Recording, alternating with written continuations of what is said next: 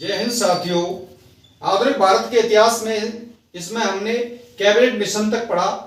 अब हम आगे कैसे देश को स्वतंत्रता मिली वो पढ़ते हैं।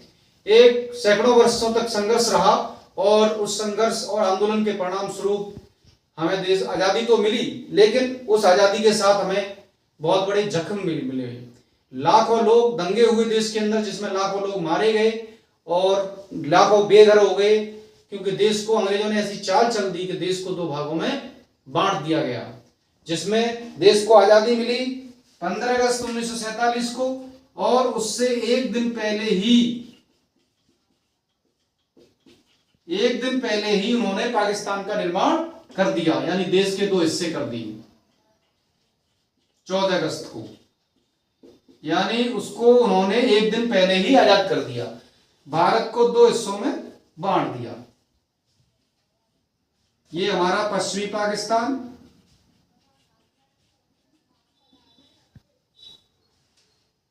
और ये वाला हो गया पूर्वी पाकिस्तान, जो वर्तमान में बांग्लादेश है।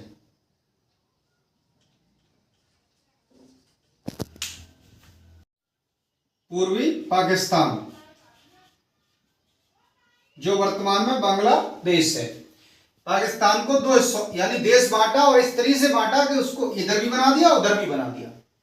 ठीक है, जितनी भी रियासतें थी हमारे देश के अंदर, कुल 565 रियासतें थी, जो देशी रियासतें थी, उनको स्वतंत्र कर दिया गया, वो चाहे कहीं भी मिले।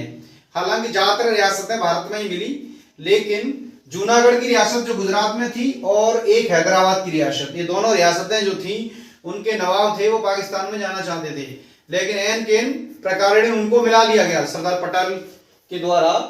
ये जो जम्मू कश्मीर की जो रियासत थी, यहाँ के राजा थे राजा हरि सिंह उस समय। इस रियासत ये स्वतंत्र रहना चाहते थे शुरू में, लेकिन जब पाकिस्तान की सेना ने कवालियों के रूप में, जैसे ही देश आजाद हुआ, इन्होंने पूरा प्री प्लान था जम्मू कश्मीर को कब्जा करने के लिए, इन्होंने यहाँ पर हमले शुरू कर दिए और एक बहुत बड़ा हिस्सा इन्होंने कब्जा कर लिया। तो राजा हरि सिंह ने भारत में जम्मू कश्मीर को विलय कर दिया। उसके बाद हमारी सेना वहां गई, इंडियन आर्मी गई और उन्होंने कार्रवाई की। सेना हमारी लड़ रही थी, उनको पीछे धकेल रही थी, धीरे धीरे अपना जगह हम खाली करा रहे थे। तो सेना ने कुछ दिनों का समय और मांगा था, लेकिन तत्कालीन हमारे प्रधानमंत्री जवाहरलाल नेहरू जी उस मामले को यूएनओ में ले गए, और उन्होंने यूएनओ में क्या हुआ कि अमेरिका पाकिस्तान का साथ दे रहा था, वहां का जो प्रेसिडेंट था उस समय, उन्होंने क्या किया कि मामले को वहीं की वहीं रुकवा दिया, यानी हमारी जो सैन्य कार्रवाई थी वो रुक गई। दोनों देश की सेनाएं जिस जगह पर रुक गई वही जगह LOC बन गई। इसको बोलते हैं लाइन ऑफ कंट्रोल, यानी LOC। ये कोई इंटरनेशनल बॉर्डर नहीं है, यानी जो हिस्सा पाकिस्तान के अंदर चला गया आज जो कब्जे में है, उसको बोलते हैं हम POK, पाक ऑक्युपाइड कश्मीर। कश्मीर का वो हिस्सा जो पाकिस्तान के कब्जे में चला गया, इसी के ऊपर सारा चल रहा है। इसके बाद जब देश आजाद हुआ तो हमारी सेना को यहां लड़ना पड़ा और ये घटनाक्रम हुआ।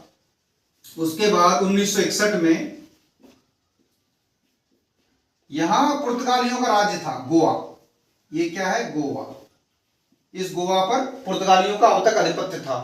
तो 1961 में यहां इन्होंने गोवा को मुक्त कराया, सैनिक पुलिस कार्रवाई करके गोवा को मुक्त कराया।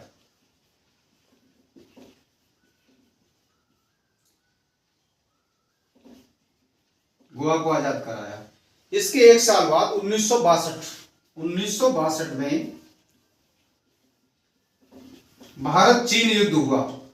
चीन ने भारत पर आक्रमण कर दिया, जिसकी बिल्कुल भी उम्मीद नहीं थी, और उन्होंने एक बहुत बड़ा क्षेत्र, जिसे जो हमारा जो जम्मू कश्मीर राज्य का हिस्सा था, जिसे हम कहते हैं तिब्बत का हिस्सा, और ये इसको अक्साई चीन बोलते हैं, ये कब्जा कर लिया इसमें। अक्साई चीन 38,000 वर्ग किलोमीटर की करीब जगह है, और इसके ये जो कब्जा कर लिया इन्होंने अक्साई चीन। यहां पर चीनी सेनाएं आकर रुक गई, उन्होंने कब्जा कर लिया। इसके बाद 1965 में पाकिस्तान ने भारत पर हमला कर दिया। भारत पाक युद्ध छिड़ गया।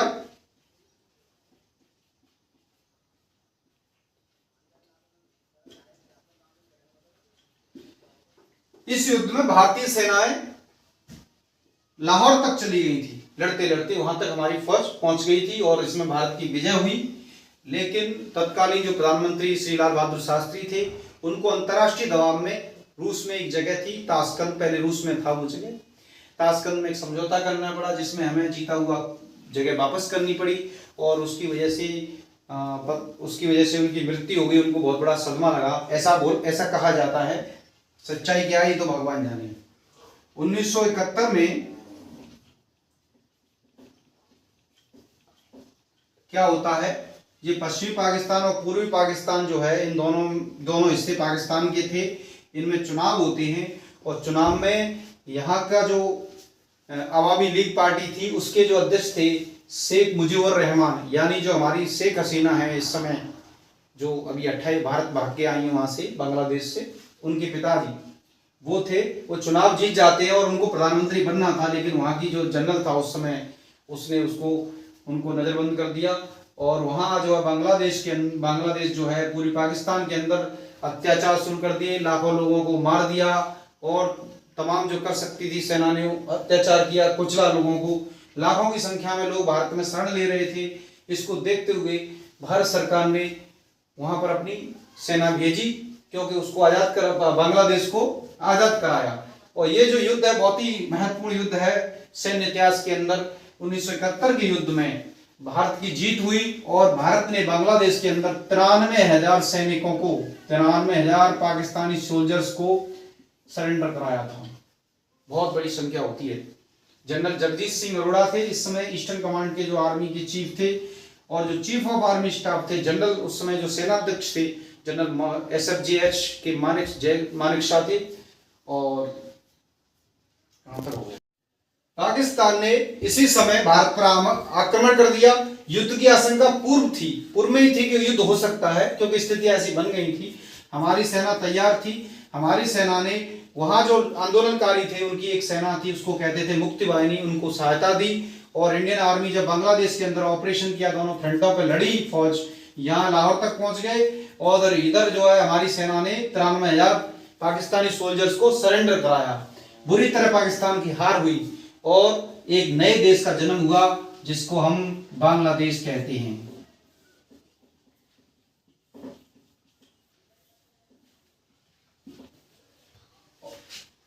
इसके बाद 1974 भारत ने प्रथम परमाणु परीक्षण किया। प्रथम परमाणु परीक्षण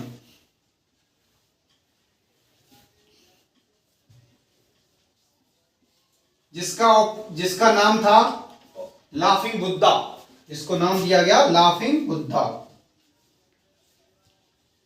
इस समय प्रधानमंत्री थी श्रीमती इंदिरा गांधी। 71 की जब युद्ध हुआ था उस समय भी इंदिरा गांधी थी, उनके नेतृत्व में ये लड़ाई लड़ी गई थी।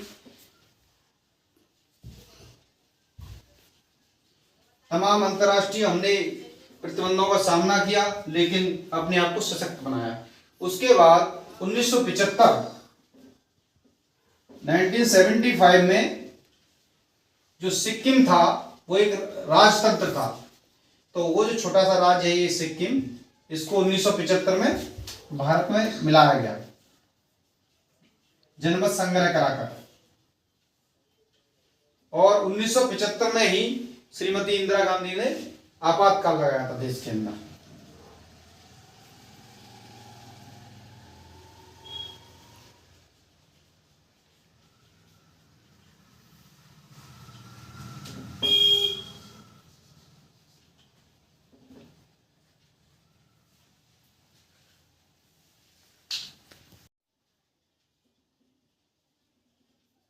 तीन जून 1984 को ऑपरेशन ब्लू स्टार चलाया जाता है।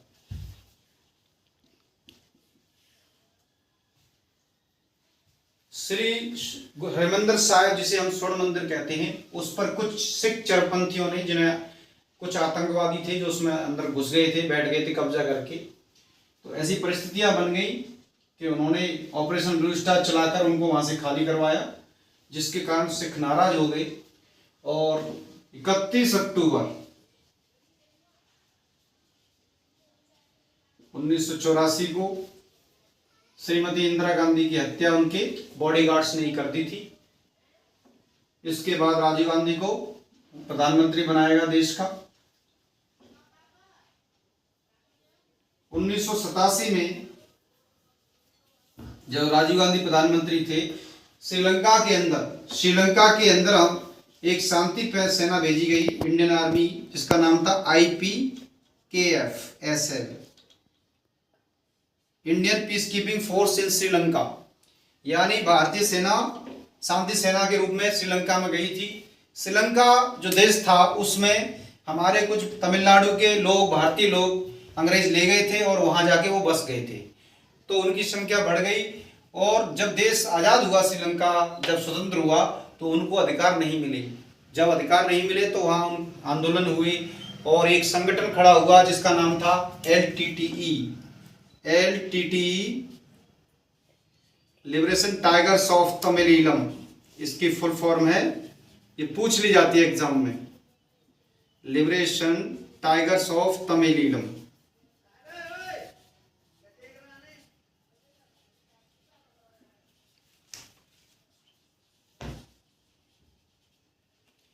तो LTT वाला जो थे वो श्रीलंकन आर्मी से लड़ रहे थे और वहां उपद्रव हो रहा था। भारत ने शांति स्थापित करने के लिए वहां सेना भेजी।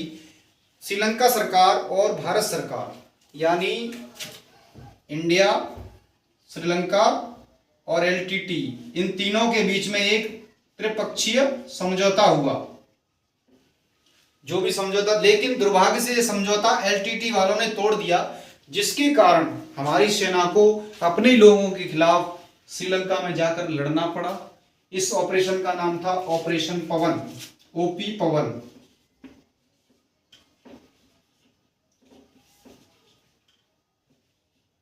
इसमें हमारी फौज की बहुत कैजुअलिटी हुई थी।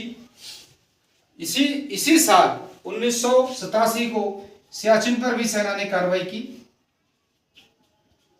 जहां पर पाकिस्तानियों ने कब्जा कर लिया था, उन चौकियों को खाली कराया, जो कि एक रणनीतिक महत्व की जगह थी सियाचिन। इसके बाद 1999 में यहां तक हो गया। 11 मई 1998 को भारत ने दूसरा परमाणु परीक्षण किया।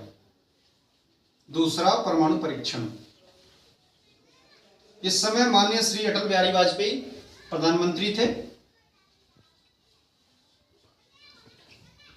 उसके बाद 13 मई 1998 को तीसरा परमाणु परीक्षण किया, थर्ड।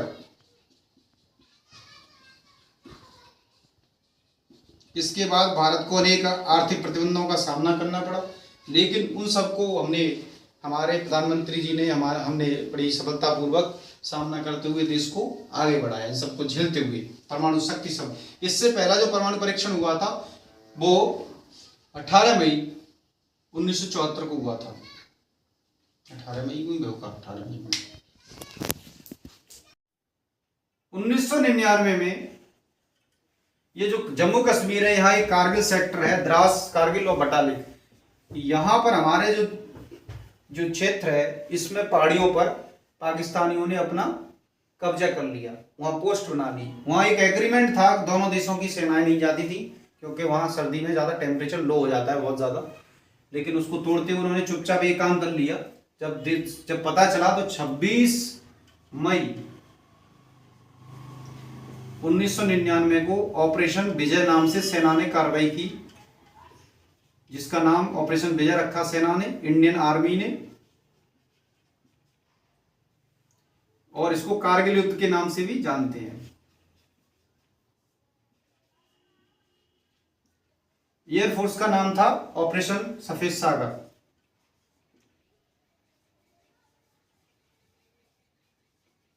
ये इंडियन एयरफोर्स का होता कोड नेम।